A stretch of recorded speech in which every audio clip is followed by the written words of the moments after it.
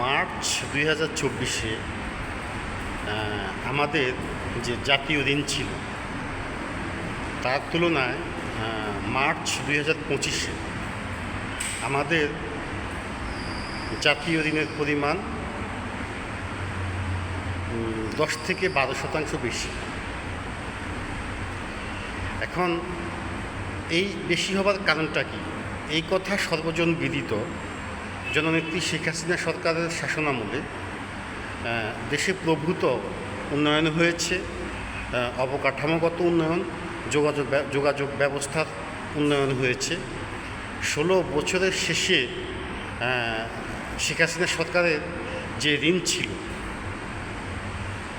দখলদার ইউনুস গং আমাদের সরকার কাঠামো দখল করার পর মাত্র 14 মাসের মাথায় সেই ঋণ থেকে 10 থেকে 12%, দুঃখিত 12 থেকে 14% ঋণ বৃদ্ধি পেয়েছে।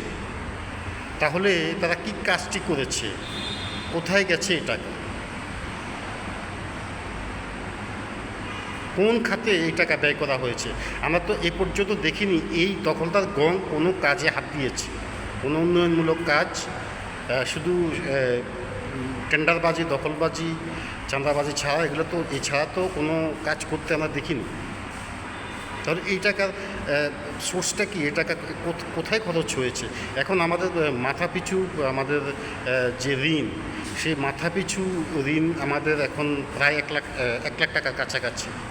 অথচ জননেত্রী শেখ হাসিনা সরকারের শাসনামলে শেষের দিকে এসে আমাদের মাথাপিছু ঋণের পরিমাণ ছিল 45 থেকে 50 হাজার টাকার মতো।